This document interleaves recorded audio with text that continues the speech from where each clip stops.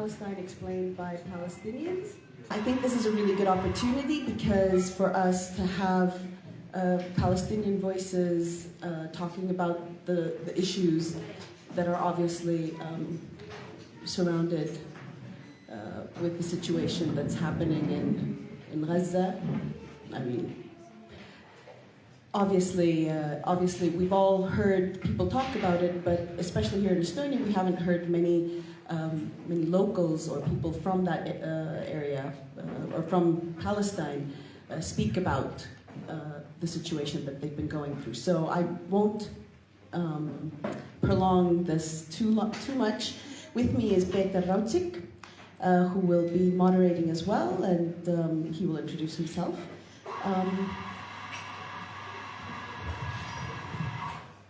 Thank you all.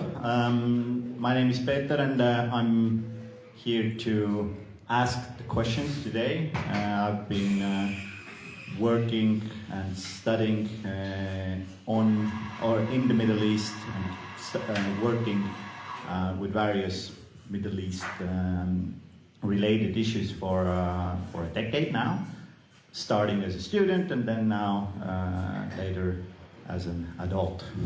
So I think it's a great opportunity to have you here, and I think we will have this very personal, nice way of interacting with each other throughout this session. So Kristi, you'll kick it off and then I'll take it. All right. So first of all, I'd like to introduce to you guys, with me here, we have Khadeja Ibrahim and we have Joharah Abed-Baker, who are both working for an NGO based in Ramallah, in Palestine, called MIFTAH. And we'll talk about that a little bit more. But in the beginning, I'd like to ask you both to introduce yourselves. Take your time, tell us a little bit about yourselves so that the audience can get more familiar with your story. Hi everyone, thank you everyone for joining. I wish we could be in Estonia longer than we are, but we're happy that we came, even if it's just for a day. We came from Palestine yesterday, and we're traveling 5 countries in 5 days. And I think in this moment and for the past 7 months, we feel as Palestinians, we're not in Gaza, we live in the West Bank, but we feel we're doing everything that we can as this genocide in Gaza is going on, and it's still going on. I don't think anyone expected it to last as long as it's lasting. And so we're on the international advocacy team at MIFTAH. And we're here and we're kind of asking everyone in the international community, from like decision makers to just the public in general, where is everyone? Why is this still happening? And the world really is allowing it to. I think the international community has the power to stop a genocide when it's happening. And what we're seeing now is what we've been seeing also, throughout our 2 days in Helsinki and Estonia. There is a very well-informed and powerful movement among the public, especially with all these student groups who are doing encampments in various universities around the world. So the public is fed up with what their elected representatives are supporting, whether through political support, armed support. Maybe a lot of politicians are saying words that they condemn what's happening. It's bad to kill 35,000 Palestinians, but they're not doing anything. It's still happening. On our way here, we were, you open Instagram and it's, after 7 months, the sight of a child being killed in the most horrific way, it never becomes normal. It's every single time, it really just hits you in the heart, and you just, so in a nutshell, as a Palestinian living in the West Bank, I do everything that I can to speak out about Palestine. And I have been like my entire life. My dad graduated high school in Palestine and he went to university in California 40 years ago, and he was very active in America with Palestinian activism. 30 years later, I went to the same university and I still continue to the same thing that he was doing back in the 80s. I was doing 30 years later. And it's something we've been talking about for decades, Palestinians, what's happening to us. And I think now, after October 7th, the world is kind of opening their eyes, maybe to the region and the history of the region. How did we reach this point? But this is something we've been talking about for decades. And yeah, I'll leave it at that. Hi, thanks. Thank you everyone for coming. My name is Joharah, and as Khadeja said, we work together at MIFTAH. First of all, before I say anything else, please don't let this accent throw you off. Mine or hers. We were both born in the US, and that's why most Palestinians don't have this accent. But our blood is 100% Palestinian. Having said that, let me just tell you a little bit. So I was born in the US. I returned to Palestine. My parents are both Palestinian. And we went back to the we came home, basically, to Palestine, and I've lived there ever since. And I remember the first time I set foot in Palestine, and I was just this American kid, really. And I remember feeling an affiliation with the country and saying, I never want to leave here again. And I didn't. I was raised mostly in Palestine. I married, I had 2 children, and all I want to tell you is that it's not an easy decision to live in a place that's been occupied and continues to be occupied. And having children there meant that my husband is from Jerusalem, which means that, and I'm from the West Bank, which means that we have 2 different color IDs. He lives in Jerusalem, which is under complete direct Israeli occupation, and Israel calls it's a capital, but of course we don't recognize that. And I live in the West Bank, which means I have a green ID card, he has a blue one. And what that also means is that they denied me the right to live with my family in Jerusalem because I was of a different ID. And it took 11 years for me to get an Israeli permit in order just to stay living in my home. Now, I also lived there, but according to them it was illegal. And which meant that I had no rights at all. They could easily have come and arrested me and thrown me back into the West Bank. So that's basically how life is in Palestine. My children and I, when they were young, we could not travel from out of the country from the same borders because they had Jerusalem ID, I had the West Bank. They left from the Israeli airport, I would have to cross through Jordan. So these are the little things that I want to talk to you about how difficult it is to even have an everyday life in Palestine, because they make it so difficult. The occupation makes it so difficult because they don't want you there. That's the bottom line, is that all of their, I don't like to use the word legal measures because they're very arbitrary and they're very racist against us. They all are for the same goal, which is to push out Palestinians and take over the land. And I have to also say that I consider myself extremely lucky. My children are still, they're healthy, they're alive, I have a roof over my head, I have a job, etc., etc. And as you all know, this is not the case, especially right now in Palestine. You know, we're witnessing one of the most horrific chapters in Palestinian history. And I have to tell you, as a Palestinian, as a woman, and as a mother, this has been extremely, extremely difficult to watch, to see children being slaughtered, to see them being torn to pieces, their homes, they're displaced.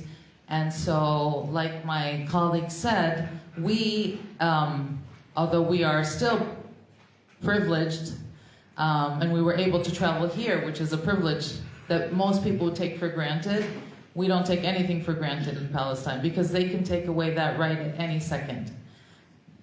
They could deny you to leave the country, they can imprison you, whatever it is. So we feel very privileged to be able to come here and to speak to you and to answer any questions you may have about Palestine and about Gaza as much as we can. I don't live there, but our hearts are there at every second of every day.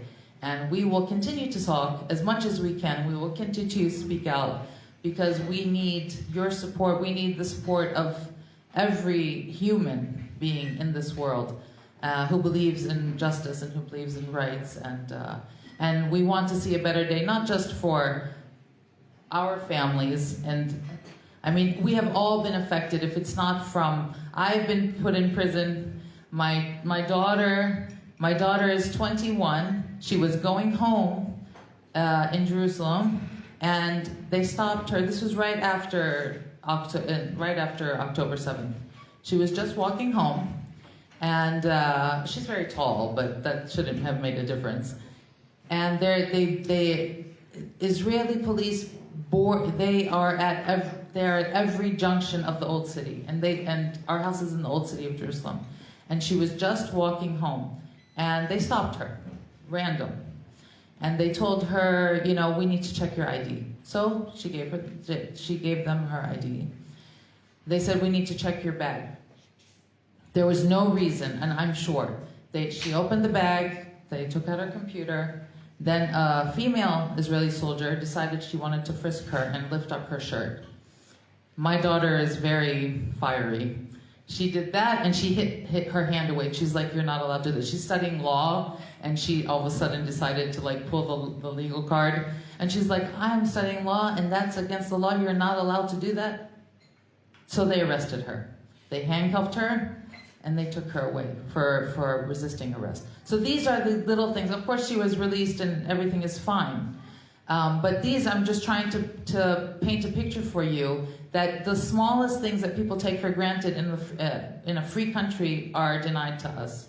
And this is what we're called, you know, this is maybe if people know these little things about our lives, they will also humanize Palestinians in the way that they deserve, and also give them this and fight for their freedom just like they would fight for their own freedom. Thank you. So I already have plenty of questions, but I hope you will also have a chance at 7. I'll just say this, that when you have your questions, we have papers and pens, so please feel free to write your questions down. Because of the time constraint, the best way to do this would be for us to have the written questions, so that if there's repeating questions, we can also address them. And we'll do that soon enough, taking these questions in. But I'll start with a question about the organization, MIFTAH. So MIFTAH is a key. It means a key. So what is what you want to open or close with that key, and what's the organization kind of doing in Palestine and then outside as well? I can start, yeah. You can start. Go ahead. So MIFTAH, we work domestically on promoting good governance and democracy, and we do make sure that women and girls in particular are included in decision-making processes, and we empower them to run for local offices and through a variety of workshops. So that's what we do domestically. Internationally, we work on disseminating the Palestinian narrative through a gendered perspective. So we talk about how the Israeli occupation and Israeli violations, they affect all Palestinians, but they do affect women and girls in a gender-specific manner, so we like to highlight that. We have field workers all over Palestine and in Gaza as well, who collect testimonies and documentation that we use for reports that we use in our advocacy. So we have 2 or 3 field workers in an office in Gaza. The office was bombed in October, and our employees in Gaza were displaced to Rafah. And we're still in contact with them, and they are still sending us testimonies from Gaza. And I mean, as you all know, the conditions are absolutely horrible. One of our colleagues in particular, in the beginning of October, end of October, she said, I haven't taken a shower in 30 days. She's just been displaced in a tent since the beginning. And, you know, the testimonies that she's sending us from other women in Gaza who were forcibly kidnapped, essentially, taken in broad daylight for no reason by the Israeli army. They're taken, and they describe the torture and the beatings and the threats of rape, the threats of your children are going to be killed, for nothing. And they all say they're never given a reason why they were chosen to be arrested, not arrested, kidnapped, taken, forcibly taken, and they're held in prison for as long as the army wants to hold them for, without clothes, without food. So yeah, that's what we're doing in Gaza and in the West Bank as well. If I can answer your question about MIFTAH. MIFTAH, because it's an acronym in Arabic. In English, the long name for MIFTAH is the Palestinian Initiative for the Promotion of Global Dialogue and Democracy. It's a very long name, which is why we call it MIFTAH. But I guess to answer your question, so a lot of what we do is dialogue. And we like to do dialogue not only, like she said, at the domestic level. We try to promote democracy within Palestinian society and the empowerment of women, but also internationally. We want to open that key to Palestinian understanding to people. Again, I think that for so many years, the Palestinian voices have been silenced at best and dehumanized and vilified at worst. So, you know, the stereotype of who a Palestinian is something that we need to shift that. We need to change that. We are trying as much as we can to shift a narrative that is out there. And I'm sure in Estonia and it's where we've actually heard that, you know, the Zionist narrative has taken over the media, etc. And this is something that needs to be changed. And the more that we speak out, the more that can be shifted, and we're hoping. Unfortunately, it's taken a genocide. What's happening in Gaza right now has changed people's views, but the price is very, very high for the Palestinians. And but if in the end this comes to, you know, a positive change in the world and action, then I don't know what to say. I don't want to say it's worth it, but at least something will come out of it. So coming to let's touch upon a bit on the relationship between a Palestinian in Palestine and the state. Because Palestine is occupied, the relationship is very different from what we are experiencing here. We see the state there to protect us, granting rights to us, making sure that we have certain freedoms, but for someone under occupation, it's completely different. So can you explain a bit, like, how does the relationship for an average Palestinian then differ in the West Bank and maybe also in Gaza, because we have different governments there essentially for the past years?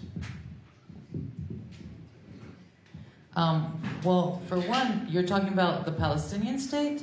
We're not sovereign. We're not independent. So we don't have we have a country, we have a homeland, we don't have a state.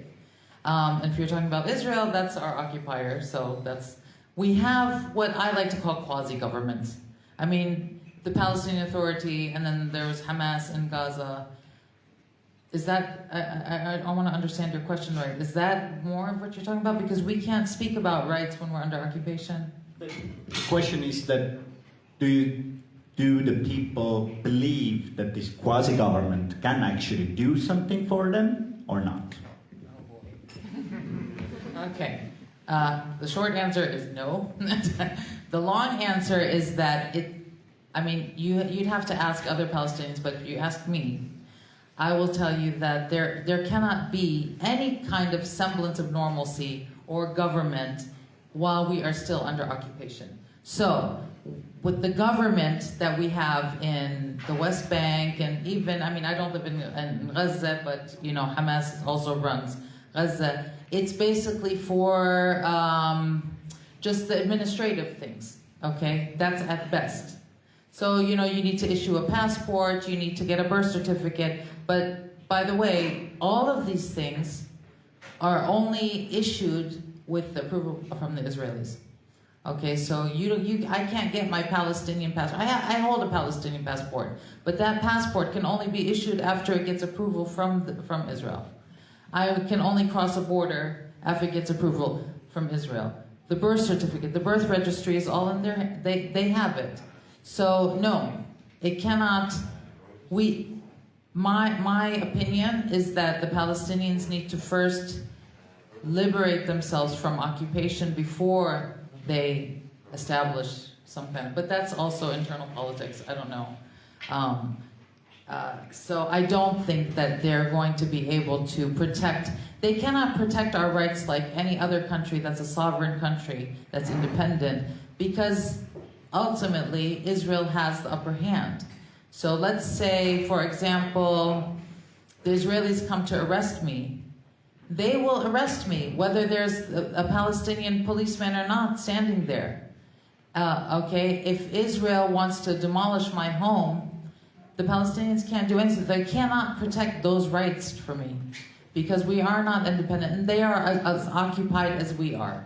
No matter what anyone says, the governments or quasi-governments, or so they say, they're just as occupied as we are. So we need to liberate ourselves from occupation before we can feel like we have a state and we have a government that protects us. I can add on. I mean, if going back to like the 90s when the Oslo Accords were signed, there was this romantic illusion that there could be a two-state solution, and that was the agreement that Palestine would have set borders, it would be ruled by the Palestinian Authority. But I say illusion because Israel was still the one controlling Palestine, controlling the Palestinian Authority, controlling Palestine. You can't say we even have borders. The West Bank is, there's settlements scattered all across the West Bank that are just getting bigger and bigger. Settlers are entering Palestinian villages and attacking Palestinians, burning homes, cutting down trees. The Israeli army will come and join them or just watch them. The Palestinian Authority doesn't come and protect Palestinian villages when this happens. Palestinians are on their own. The Israeli army can raid towns and villages whenever they want. They can arrest whoever they want whenever they want for no reason. Water is controlled by Israel. Our land is controlled. Every aspect of our life is controlled by Israel. So there's no freedom. There's no sovereignty when you're still under occupation. I can just say one thing. Today we had a discussion also with your colleague, who I think is still resting, that I understood that back in 2012 or at some point there was an attempt for an election, or was it 2000? I'm not sure exactly when. And then at some point, even the European Union had sent the monitors, to monitor the election, but Israel had denied the European monitors entrance to Palestine. And then what happened was that the quasi-government or whoever that was took it also as then we can't have any elections. So it's, instead of being able to assist in that process of democracy, what happened is that, so even if the European Union isn't able to send just monitors to check it, and I mean, you can't even have these elections, you can't even try to develop this democracy. Yeah, and that's exactly why I say that you cannot have a government under occupation. It doesn't work. She was talking about the EU monitors, but even if you follow, Israel can deny entry to anyone, including UN rapporteurs, including, the Palestinians have been calling for commissions of inquiry to come because there are clear Israeli violations. All Israel does is deny a visa to them, and they cannot enter the country. So this is why, no matter what argument or no matter what detail we give about Palestine, it all comes down to one thing, is that the occupation must end. Israel must end its occupation, and for all of these issues to go away. Because if Palestinians cannot live in freedom, and you always just kind of like put a little Band-Aid on a huge wound, this is what is happening. Every few years you have elections, or you have the Accords, or you have Oslo Accords, or you have a little agreement. It'll kind of make it feel you fix the boo-boo for a second, and then it's over. Because the root cause is this oppression and this apartheid state that has is ruling every part of our lives. It was already mentioned here the fact that there are settlements. So for those who don't know, in the West Bank there are these supposed borders, but the Israeli settlements are going over these borders into the Palestinian lands. And if you're going around in the West Bank, you can easily spot the settlements. They're usually on top of the hill, have their red roofs and white walls, so you can see how strategically they are being positioned as well. But I'd like to ask about these settlements a bit more, especially because they are so intrusive on the West Bank. That how's the relationship there? Because we haven't seen in recent years a very violent answer to this expansion of these settlements on the West Bank. So my question is, do you think there is a red line that at one point, if the settlements get too big, they come too, I don't know, they can become too evasive, that there will be somehow a violent response to this action from the Palestinians living there? So, I mean, I feel they've already crossed that line. It's not just that these settlements exist and they're just in their place and they stay there. No, these settlers leave their settlements and come to our towns and attack us.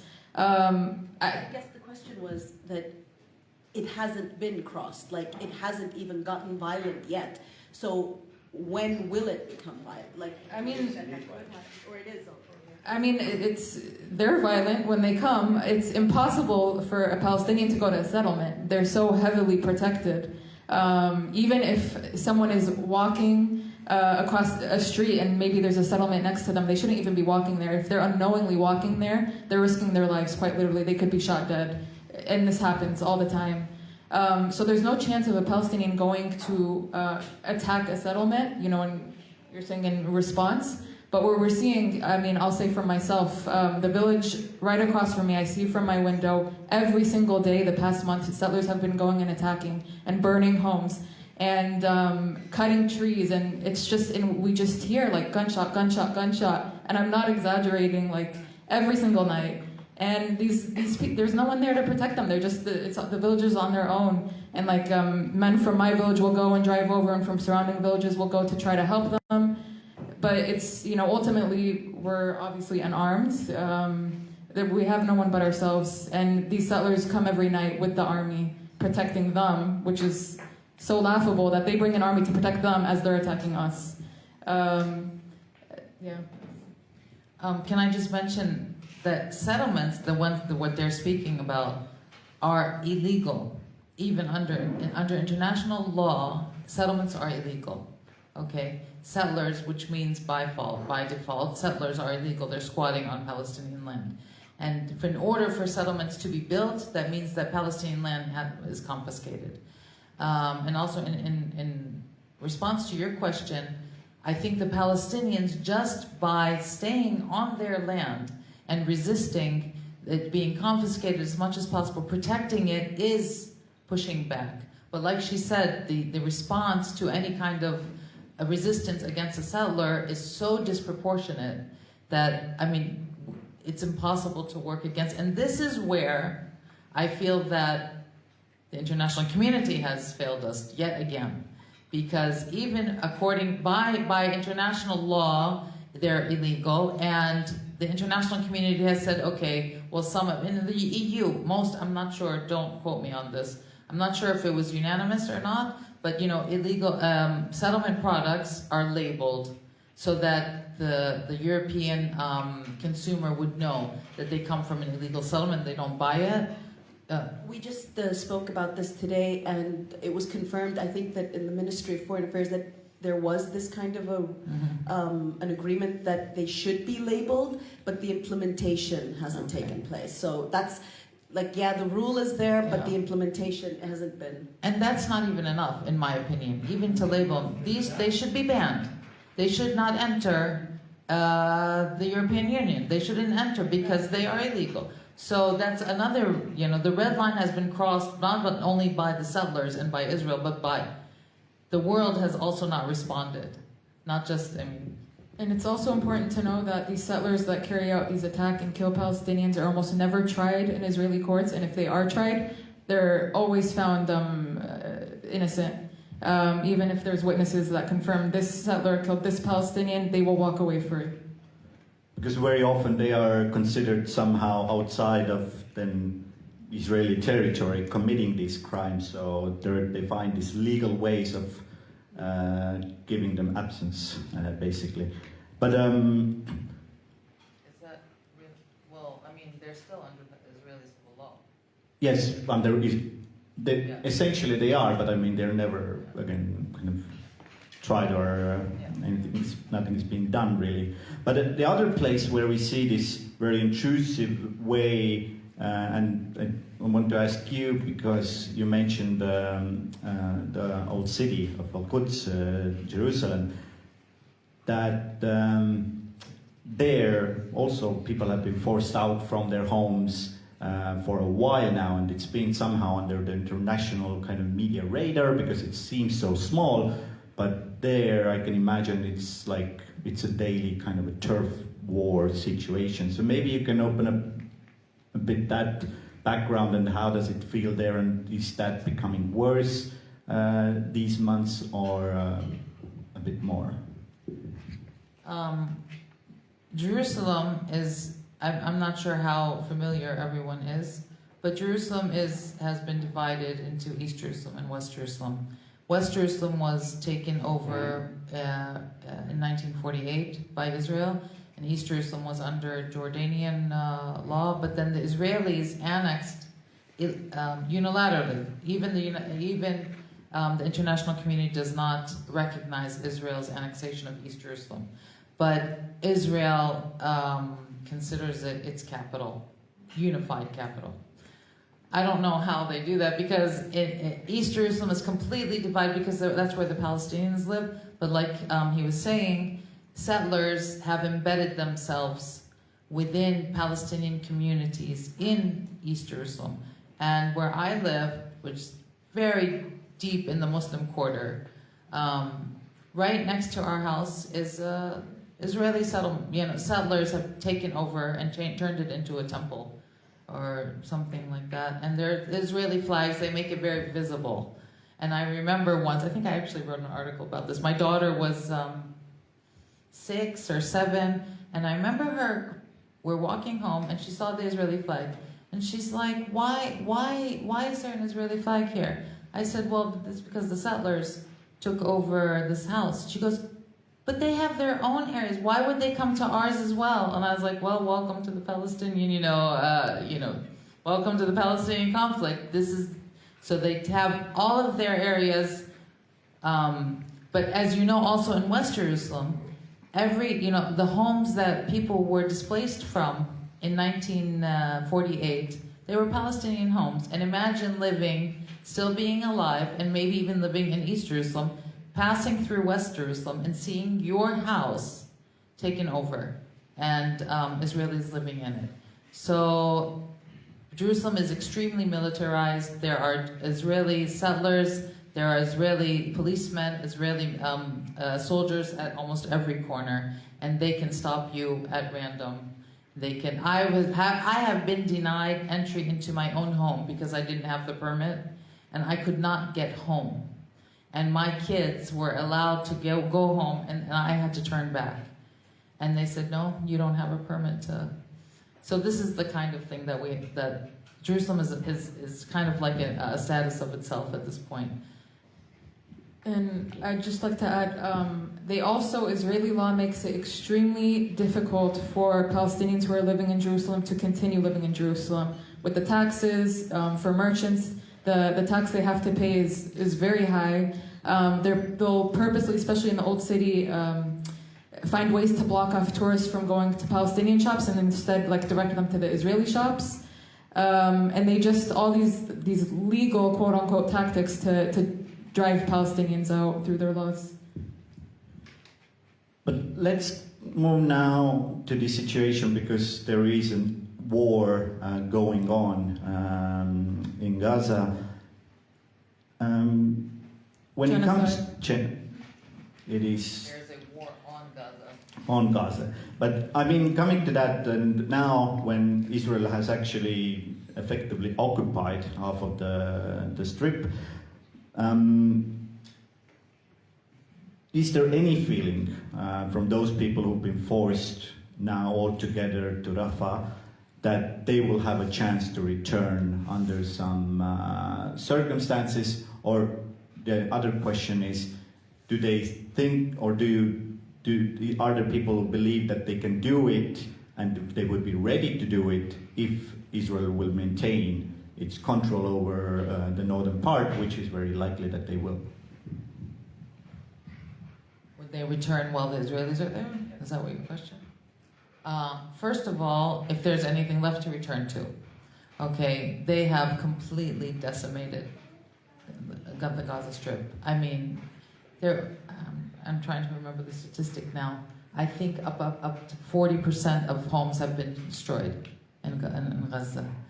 As far as I know, people want to return to their homes. This is the natural thing. I mean, people don't want to be displaced. Even people who have left Gaza right now, they didn't want to leave. Nobody wants to leave their home. And they don't know if they're going to be able to return. So the answer is no, they don't want the Israelis. They do not want to be under Israeli rule. I mean, we need, what's happening in Gaza is, I don't like to call it a war because war is between two equal sides. It is a war on Gaza, but it's a genocide. I mean, they have decimated the Gaza Strip. They have killed, I mean, you know, I don't know if you need to know numbers, you know, 40,000, there are 10,000 people missing. So I think that any people they want to stay where they are. They want their homes. And this whole notion of, oh, we'll give them, they can go to other countries, they can go to other Arab countries, we'll give them the Sinai. This is so racist and so dehumanizing. Nobody wants, if you want to leave your home, you leave it because you voluntarily want to leave your home. Okay? If I have a chance, I'm going to return to my home, and it's my home. So, yes, they want to stay, they want to rebuild, but no, not with the Israelis. Not with all the Israelis are there. That's as far as I know. I'm not Gazan, but I'm assuming.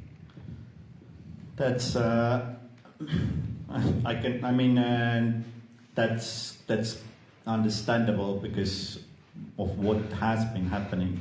But now we've touched upon Palestinians living on the West Bank, those in Al-Quds and now also in Gaza. But there are over 1 million Palestinians living in Israel as well. So I'm wondering, there haven't been that much of discussion or reflection of their attitude towards what has been happening since October 7. So do you have contact, most likely you do, but then how do you see those over 1 million Palestinians, what is their attitude, but also expectation for how the situation now will move forward? Look, Palestinians, Israel, it was part of their tactic to divide us. So there are the Palestinians who live inside what is now Israel, there's the West Bank, there's the Gaza Strip, there's diaspora, etc. But for the Palestinians, for me, for myself and other Palestinians, we're all one people. So yes, we have contact. They have different issues than we do because they live as second-class citizens in the state of Israel. And I can probably safely say that how we feel about Gaza is how they feel, about how any Palestinian feels. I mean, this has been, I don't know what to tell you. This has been the worst 7 months of, I think, all of our lives collectively. But they also live under a very restrictive, oppressive regime for them. When Israel says that it's a democracy, it is a democracy for Israeli Jews. It is not a democracy for Palestinians. It is not a democracy for Palestinians who hold Israeli citizenship. They are treated as second-class citizens. They lived in underdeveloped areas. They don't get the same rights, okay? So they have the same affiliation as any Palestinian has, and they are hurting just as much. but they are being oppressed. Like, they're not allowed to post on social media because Israelis, they monitor, and they monitor the West Bank too. I know people who have been arrested just for their social media posts. So inside of Israel, they're being arrested, they're being given ridiculous amounts of prison time for what they call incitement. So it's very hard for them also to express because the crackdown is just unbelievable. I'm going to talk about Jerusalem, but we used to produce this monthly series called Jerusalem Tracks, sharing stories from Jerusalem. And October's episode, we obviously wanted to make it about when the war broke out, reflections of Palestinians who were living in Jerusalem. No one would talk with us. They won't, and we heard they won't even talk amongst each other on this because it became a ghost town, I think October, November, December, because Palestinians who were living, in Israeli society would be too not scared, but they didn't want to get arrested because they could easily get arrested for saying anything about what was happening. So I think it's this self-censoring phenomenon that happens under oppression, under occupation. We can see that, we've seen that in history as well. Is there a way to overcome that? I think we've seen these different kind of symbols appearing. Once a watermelon became a symbol of Palestinian resistance, and I think it also has to do something with, you're looking for symbols in something that is not considered as an official symbol because you're not allowed to post certain things or say certain things officially. So do you feel that this self-censoring is a problem only for the Palestinians who are living in Israel, or for overall as well in other parts and also on the West Bank?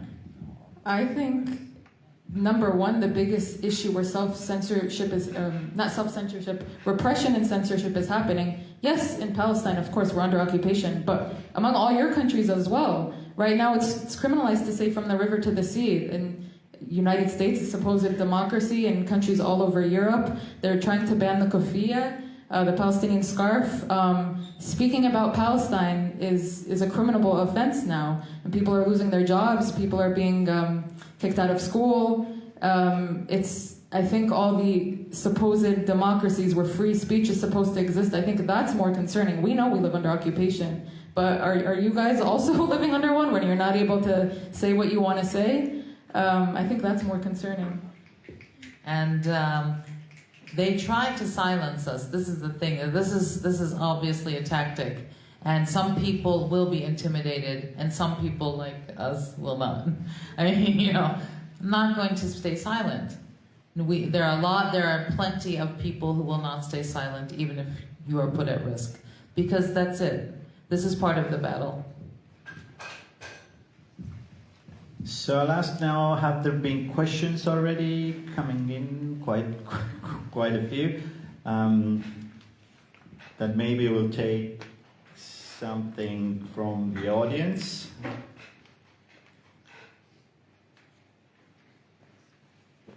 So a question that takes us even more broader. We talked about Palestine itself, the people, various communities there, and also the Palestinian diaspora. But then what about the rest of the Middle East? And there's a question, why haven't we seen a stronger response or resistance to Israel from the rest of the Middle East? I guess we've seen some though, in various ways, but I think it's more targeting the Arab countries rather than Iran, who's been quite vocal and doing some actions, or taking some actions as well.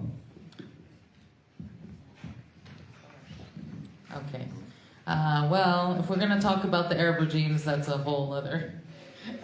Okay, so I can start by saying that, and for the Palestinians, we appreciate the Arab people, because the people are different from their regimes.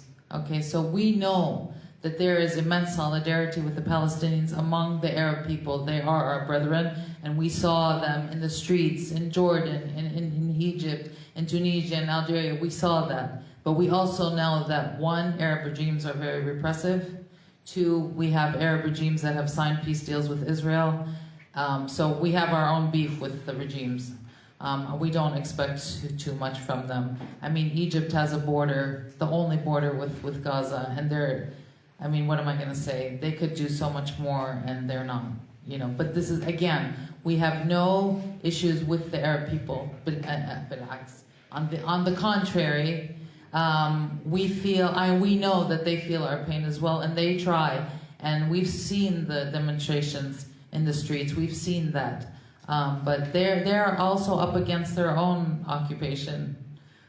So yeah, this is, in short, this is the answer of why we haven't seen more from the governments.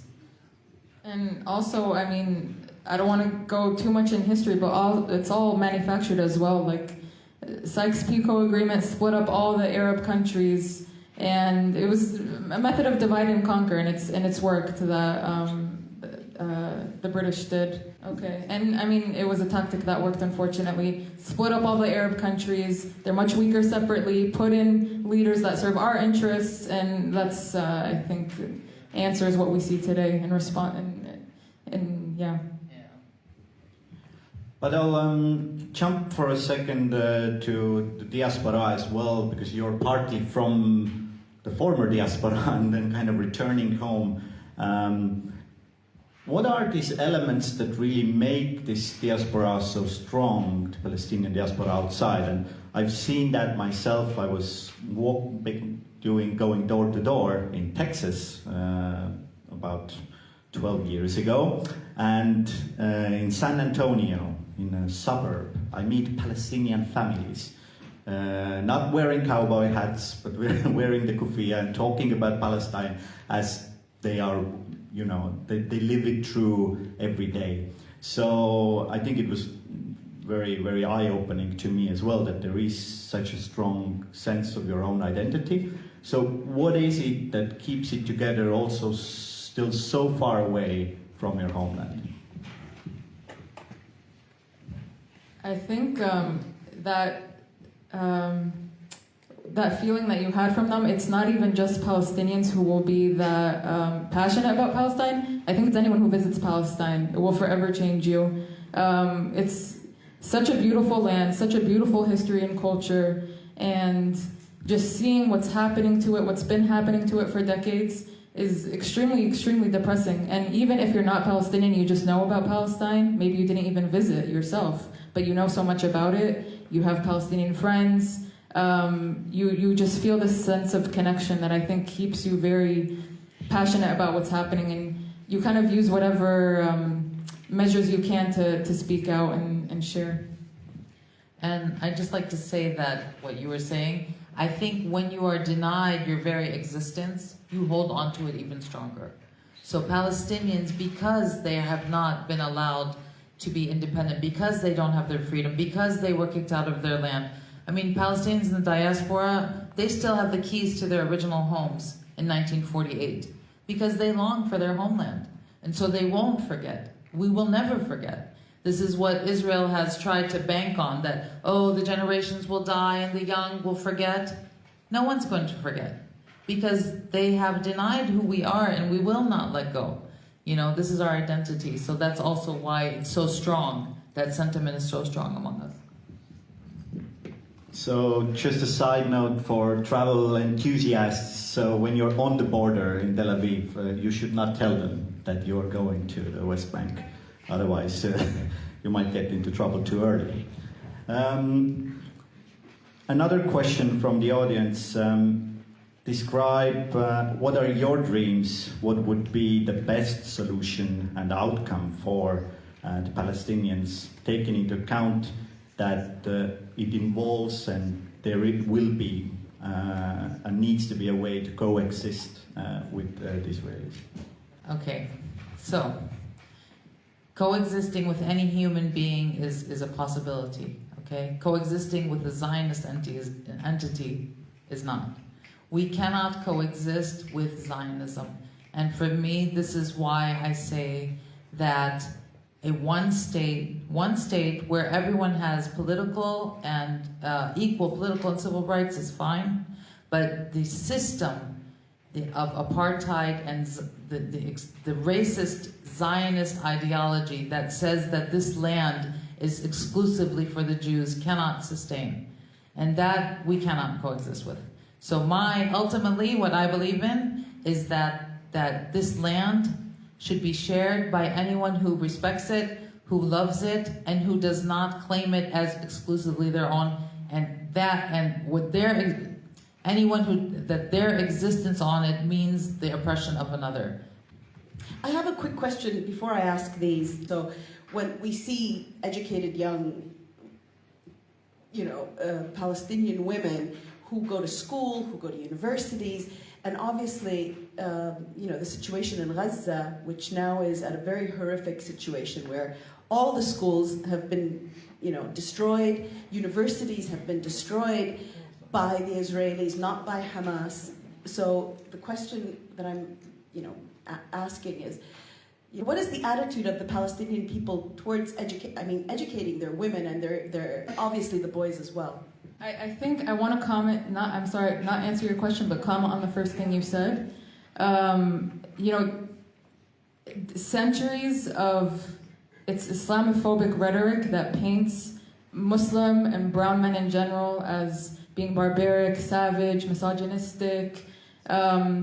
It paints this picture in the eyes of the West of what the Muslim or an Arab man is, and that was especially important when America invaded Afghanistan. See, the Taliban, look what they do to women, they do this, and they make them cover, and they make them this, so we need to invade, and we need to bomb, and we need to kill them. And look what they did in Afghanistan over the past 20 years. They use women's rights as an excuse to invade or colonize a country, which is very dangerous. And we saw that October 7th, that was exactly what we saw, the sort of language they used to talk about Hamas, to talk about Palestinian men, that gave the green light for the entire world to support Israel as it, started its genocide on Gaza, because, these men, they're barbaric and they kill women and they do this and they do that. And right away, the world ate that up. Oh yeah, brown men, makes sense, yeah, that's what they are in our head. It's centuries of that sort of rhetoric that allows a force to just easily either colonize or invade and just kill its population. So it's, when we're talking about Palestine, we talk about Palestinians, it's very important, the language that we use, especially when we're talking about Palestinian men. I think that Palestinians can only be seen, and I think in the eyes of the West, as victims or as terrorists, not just people who want rights and want to live a normal life. We can either feel sorry for us or be scared of us. That's, I think, the dichotomy that's been created. So, yeah, and the question about education, obviously education is very important in Palestinian society, and we're very proud of our education sector. It's very strong. We actually we made these flyers, which you can take, the life of a girl in Gaza, and there's a QR code on it that will take you to a video that we made. And it's about the story of a girl named Shaymat Saidam. She was born, I think, she was 21 when she was killed in October. She got the highest score in all of Palestine on her high school exams. And she was really the pride of Palestine in June of 2023. You saw her all over the news, videos of her family celebrating. And, it's not just her. Women in Palestine are very well educated. In October, she was killed very early on, and it's not just her, it's so many students, so many professors. All the universities in Gaza have been bombed, and education is so crucial for us, and I think that's why Israel is deliberately targeting it, because they know an educated population is one that it's a threat to Israel's existence. I guess it'd be wrong to just kind of not touch on that as well. So if we talk about Hamas as an organization that's been governing, but also using violence against Palestinians as well, and living in Gaza, but how do you see I guess there's no broad consensus on what's the attitude of Palestinian towards Hamas. I mean, it will probably differ. But if you try to maybe explain what are the various feelings that are there towards Hamas right now, especially after now 6 months from the October 7th, the massacre that happened, 7 months from the massacre that happened, later the war that has been launched on Gaza. Do you see there's a big difference, or how is that changing in the eyes of the Palestinians in various places? Then I guess it's different. Okay, for your question is very. There's a lot of questions within the question. Pick one. Yeah. Okay. If I can just say one thing, I know that the genocide in Gaza has taken over, what's been happening in Palestine. And I also know that the mainstream Western media, which is, they kind of like accept what Zionists say, they frame it as if everything started on October 7th, okay? And I really, really urge you not to accept this narrative. We've been speaking about what has been happening in Palestine for 48, since 1948 and even before, but we can put the marker at 48. And this whole thing about, Hamas is such a terrorist organization that it attacked unprovoked. Gaza has been under a siege, a blockade since 2007, which means that every single thing that goes in or out of Gaza is controlled by the Israelis.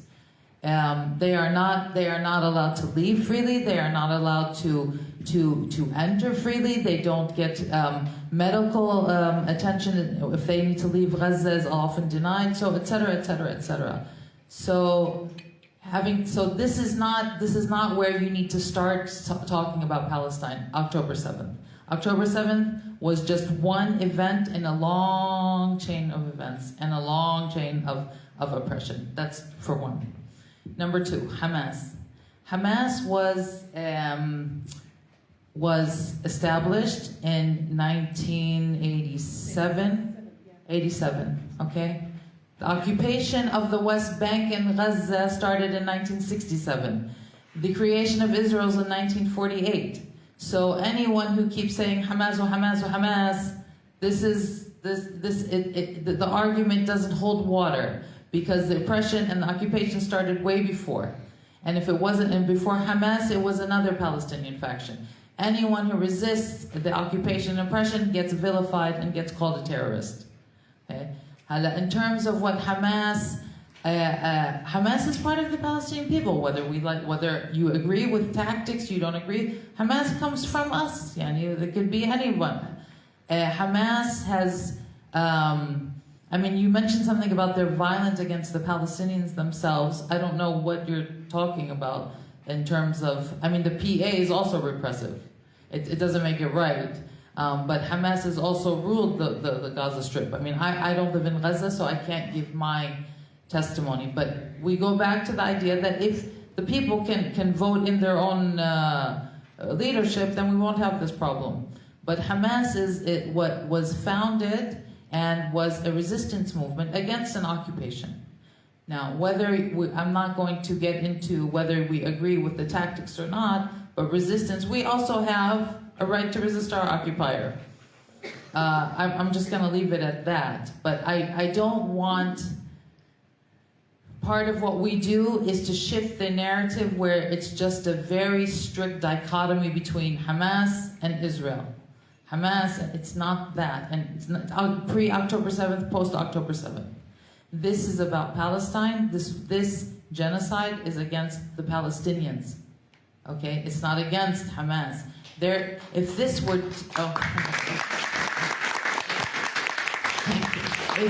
were about Hamas, they would have agreed to a prisoner swap from day one. And all of their hostages would have been released. For the hostages, the thousands that they're holding, Palestinian hostages. They call them prisoners, but that's terminology. That's what's the word? Gaslighting. Okay? They're hostages. So this is not about Hamas. It's not even about their hostages. How many of them have already been killed because they've been bombed? All right, so this is about the Palestinians. It is a war against us. It is a war against our people, our land, whether it's Hamas or someone else, or anyone who resists, anyone who says something against the occupation. This is what happens. And this isn't just Joe's words. The evidence is there. Of the over 35,000 Palestinians who have been killed, 70% are women and children. It's deliberately targeting women and children because they don't want a future Palestinian generation to exist. They want to eliminate the Palestinians. They've said that themselves. Their soldiers say that themselves.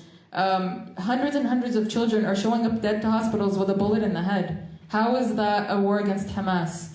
Pregnant women were found bulldozed dead on the floor. They had white flags. They were trying to flee. How is that a war against Hamas? It's a war against Palestinians and trying to make sure that we don't live on. I'll quickly just ask this question since we're on the topic of Hamas, and then maybe we can leave it at that. So, sorry, do you believe that the 7th attack, or 7th October attack, has something to do with Bibi's government secretly supporting Hamas to counter PLO? Yeah, I'm not a big conspiracy theorist, so I don't want to. What? Yeah. They are quite spread, no? Who? These conspiracies. Yeah, there are lots of conspiracies. I'm not going to I don't like to feed into them. I don't know. I mean, I'm not a conspiracy theorist, neither am I. I don't know exactly. All I do know is that what happened on October 7th, first of all, actually I'm not going to, what happened on October 7th happened. It was an embarrassment to Israel because they failed their big security, big bad boogeyman security that they keep, boasting about, completely, fell apart. And so this attack was because they saw how, I don't know. What was the question? I forgot the question. Nothing to do with this. Does Netanyahu. Something to do with, no, does the attack have something to do with Bibi's government secretly supporting Hamas to counter PLO? Oh, I don't think so. You can just give us Yeah, a short answer. no, I really don't think so. What I do know, though, is that Netanyahu is prolonging this war because he knows that he's in hot water, and he knows that once he's out of government, he's gonna be thrown in jail. But that's another subject. Mul on ka lõpuküsimus. Mis sul lõpuküsimus on? Mida saavad eestlased teha? Yeah, well, got it. All right. Okay. Yeah, So sorry. we were arguing who will has have the the final final question, question. and it's the same question But apparently. I have 4 here, so you start with yours and then I'll read these as well, because they're all kind of mentioned, So one of the questions, and I think this relates to you visiting all these capitals in this time as well, is that what can Estonians do, and what is your ask or your recommendation or wish that you will go to Latvia today, but what should remain with us, and what should we do here as Estonians? So that is the question. I'll just read all 4 here as well, so nobody feels left out. So what would you like to see from us in terms of activism, local actions, and local impact that we can do? The other one is regarding the future. Do you see? Okay, this is the PLO one. Do you see West Bank, PLO, and Hamas working together for the sake of Palestine state?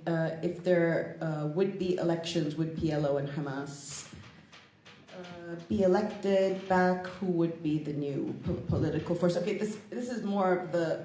And then you can go to the last question, and that would also be. We have here, please explain the BDS movement, which is obviously one of the things that could be done, and the role of economic boycotts in repressing oppression regimes, etc., like for instance in South Africa. And then since moving to Estonia, somebody said that I've noticed that there fails to be a culture of protest resistance in many ways. What could we do basically to support the liberation fight of the Palestinian people. So I'll start and then you pick up. Like we've been saying, because Israel and its supporters are trying to silence us and silence Palestinian voices and silence those who support us, our ask is for you not to be silent and to educate anyone that you can about what's going on and to give them the real, I'm not a liar. What I'm telling you, I tell the truth. And this is really what is happening. And so that we need those voices to come out. We need this narrative to shift. We need you to protest and to speak out as much as you can. And for those of you who are in a position to write to your representatives, to your elected leaders, to ask for, this kind of goes into the next thing about boycotting. The BDS movement is about boycotting and divesting from Israeli, from companies that invest in Israel. Those are all things that you can do, and anything counts. Never think that your voice doesn't count, even if it's just one person speaking, 2 people, 10 people. Everything makes a difference. And we appreciate every person who stands with us. I think now's the time to demand action from whatever your representatives, from whatever institutions you attend.